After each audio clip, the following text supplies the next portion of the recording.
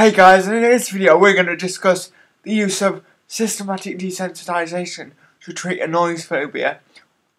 Obviously, this is a psychology video and this one happens to cover the OCR A-level psychology specification.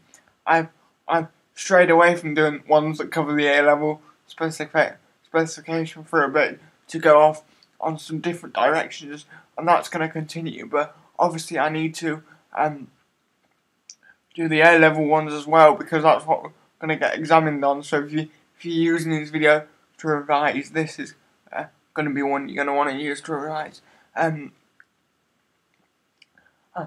also want to say, as I always do in these videos, that I know not all of you are interested in psychology videos, but it's been my main focus at the moment. I have got some tech videos coming up, so hang in there, and I've got plenty of tech videos coming up. As this is a video for the health and clinical option about treating noise phobias, I also always throw in the disclaimer that because you only have to do 2 options for this particular specification out of crime, health, sport and education, at my school, my college chooses to do crime and sport. When I do these health videos, I'm actually not getting any support. It's 13 hours on this in the classroom. So if I miss something, possible that I might miss something that's pretty crucial. But if I have, then I'm sorry. Use these particular videos with caution when you revise. Anyway, with all that out of the way, we're going to talk about, like I said, systematic desensitization and a case where it was used to treat a noise phobia. Now, we've discussed systematic desensitization before. It's what it is basically a behavioural way to. Behaviourism argues that all behaviours learn, and it's a behavioural way to reduce stress or reduce fear. And the basic idea behind it is if someone has a feared stimuli, you gradually introduce them to more feared aspects of the stimuli, and you teach them applied relaxation techniques on the way. And something that's critical is before you go to the next stage, they have to be comfortable with the previous stage, absolutely comfortable. So what that means is, if someone, for example, I have a phobia of cats. So if I was being systematically desensitized to cats, I would have to be absolutely comfortable with being shown a picture of a cat before they brought a cat into the consulting room. So you have to be, for it to work, you have to be absolutely comfortable with the previous stage before they move on to the next stage. So that's just a little bit of background on systematic desensitization. It's actually used quite a lot throughout the health spec. So it's even if you're trying to revise for another study, it's quite generic. It's used in quite a lot of studies on the OCR A-level health and clinical specification, and such as Bandora's the self-efficacy work of Bandora and Adams 1997. I've yet to do a video on that, but they used systematic desensitization as a way to treat snake phobics, and it was also used by it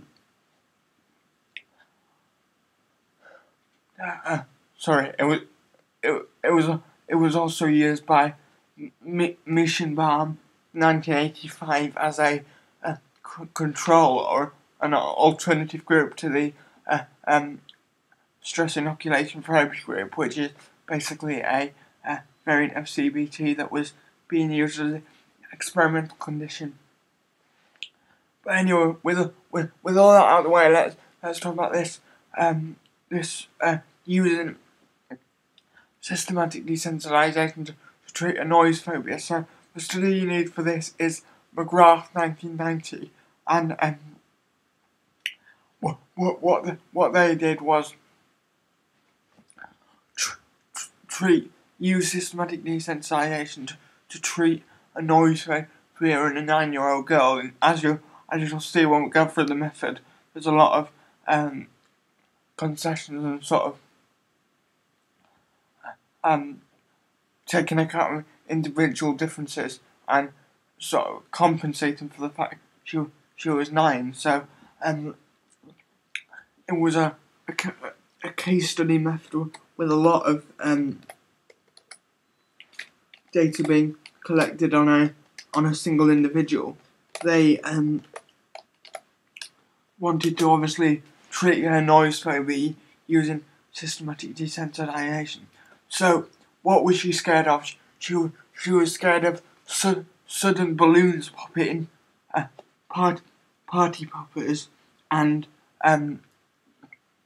cap guns among some other things. So she was scared of loud noises basically, and they found using psychometric tests though, although she had a lower than average IQ, she wasn't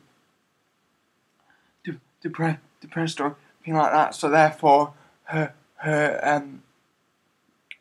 anxieties were a result of that one specific phobia and not any other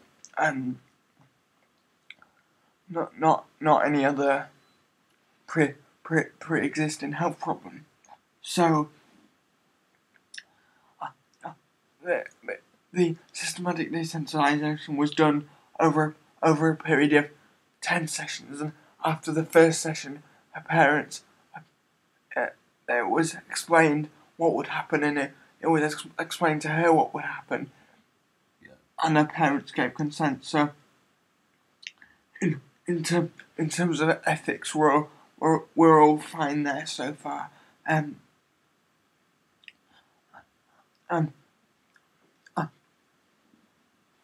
The way they measured, they had qualitative and quantitative measurements of her fear, so they could get a measurement of how it had changed throughout the systematic desensitization in a way that was as objective as possible. So they had what they called a fear thermometer, which was essentially a Likert scale, and they asked her to rate her fear from 1 to 10 for various objects, 1 being not very feared and 10 being very feared. At the first session where parents gave consent, she constructed a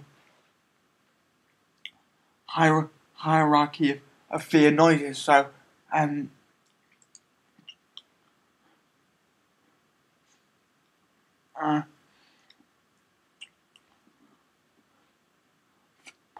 party poppers came first, and then the other ones.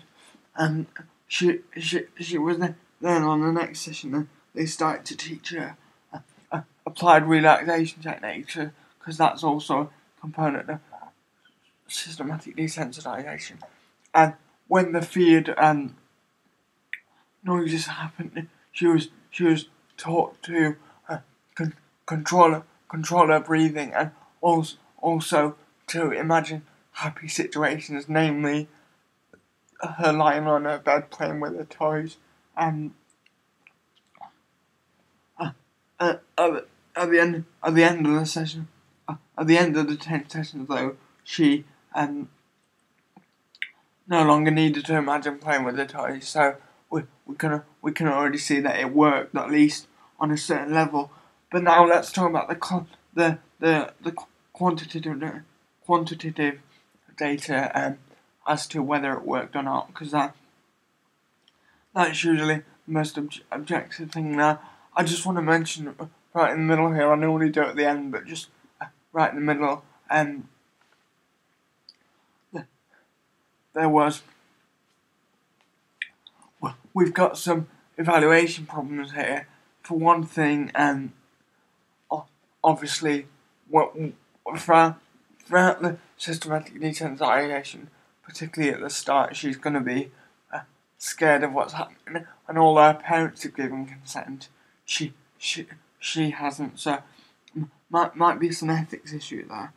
You've also got the issue of the fact that it's a case study, so it's might only be representative of one person, how they treat one person, and also because they were treating her, they might and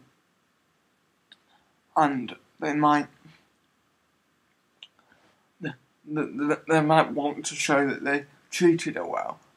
Their objectivity as researchers may have been slightly reduced.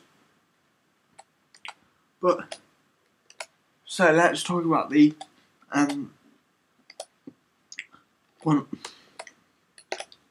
quantitative measures. It was done over 10 sessions, and by the 10th and final sessions, her ratings have gone from 7 out of 10 to 3 out of 10 for balloons popping, so that's a marketable reduction. 9 out of 10 to 3 out of 10 for party poppers. So again, that's quite a reduction. And from 8 out of 10 to 5 out of 10 for cap guns firing. So those are all quite good reductions.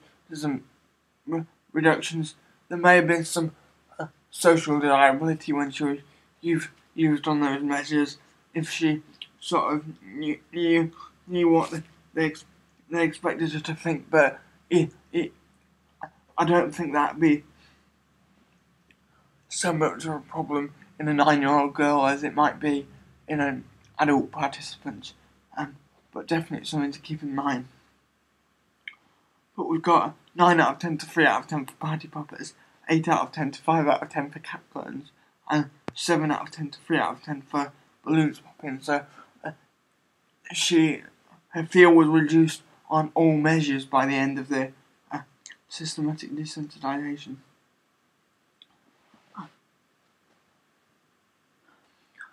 Let's talk about the qualitative findings now. These are just sort of the observations that the researchers noted. At the end of the first session of systematic desensitization, Lucy, which was the name of the girl, was reluctant to let balloons be popped in the consulting room, and it had to be done at the far end of the corridor. When the therapist did burst the balloon, and that's why we're getting into some ethics problem, because they did it anyway, because that's part of systematic desensitization.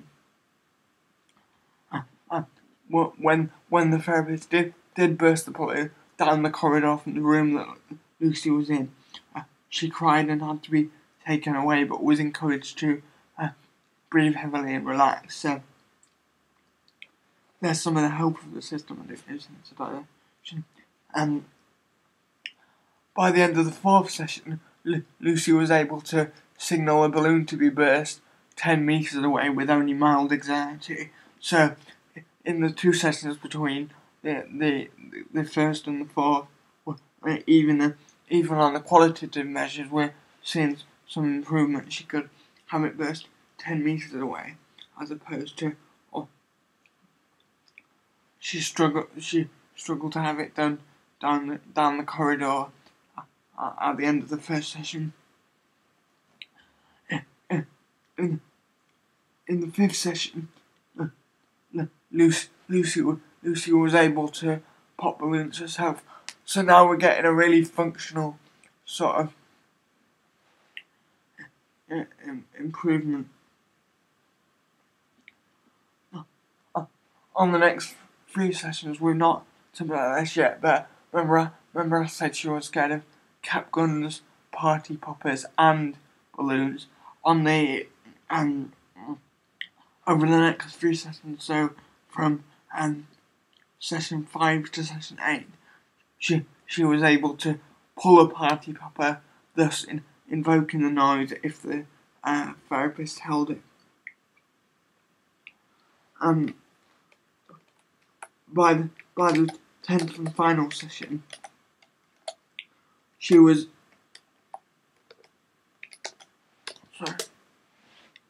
able to let balloons burst in the consulting room, and like I said, we got those quantitative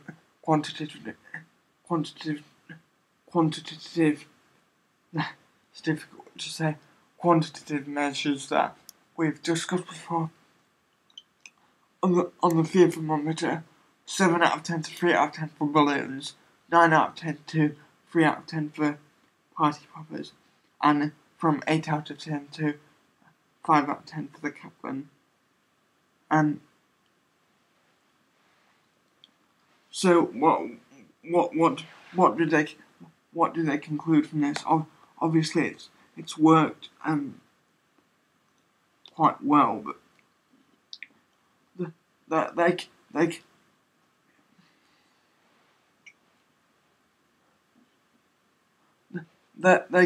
concluded that it worked so well because Lucy was given control over what happened, and it does indeed appear that in a playful environment where the systematic desensitization is appropriate for the participant. Obviously, you wouldn't really use a playful environment if it was an adult, but in Lucy's case, we can only really generalise these findings to Lucy. That's one of the problems of the case study. But in the case of Lucy, having a playful environment did indeed help her systematic desensitization. And they also said that giving her control over what happened helped to reduce her stress response as well. Now, that's interesting because if you remember back to Gia and Maisel, 1972, they showed participants various images of car crash victims and gave one group the ability to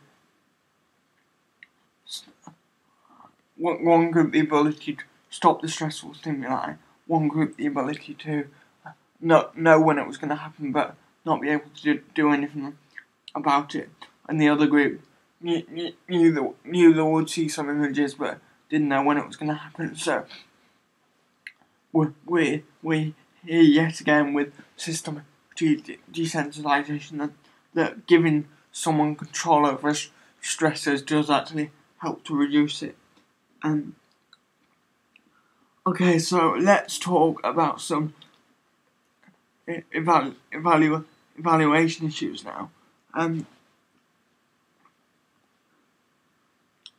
Ethics is an interesting one with this one, as it always is when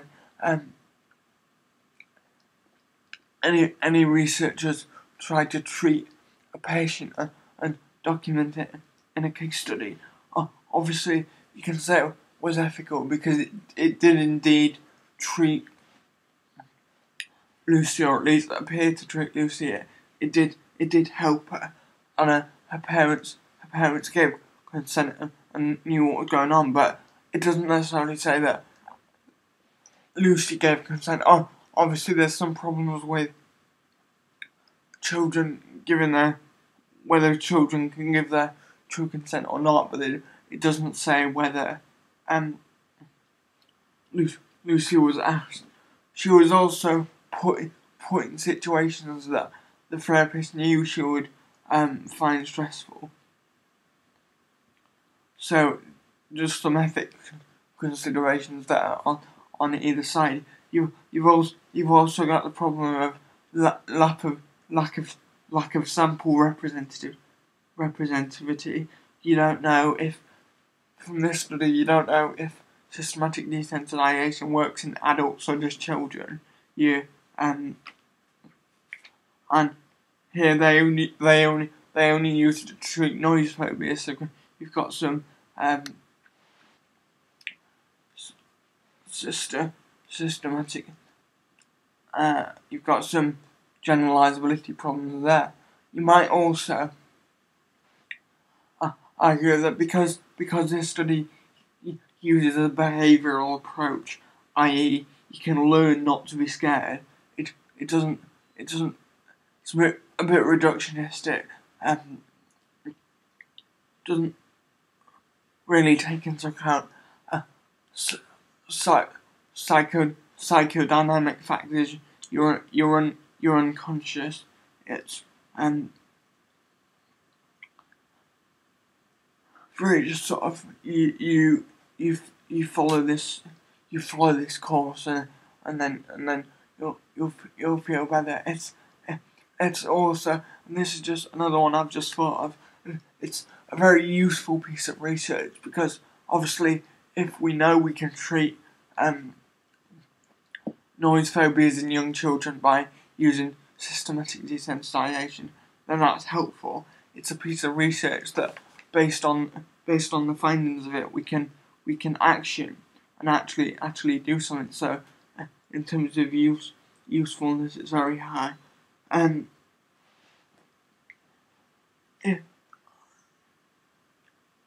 Issues of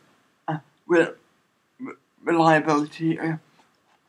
There's some reliability issues because there could have been other factors other than the systematic desensitization that made her less scared. I.e., there could have been pressure from her parents, or indeed pressure from the researchers to give a lower reading, so therefore she might not actually be reporting issues with what's improved as a result of systematic desensitization. She might just be saying what she thinks she needs to say. So there's validity problems there, but there's also reliability problems in that you don't know if it was just the systematic desensitization that would just a fear response or whether it was some other factor. Anyway guys, I've got to get that. I'll see you in the next video. That was a bit...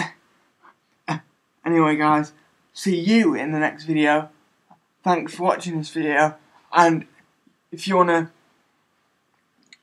check out my website, it's down below, tom-rogers.com. I got a whole bunch of interesting content over there, tech, mostly tech content. Anyway guys, I'll see you in the next video. Bye bye. And I don't know when you're going to be seeing this video, but I've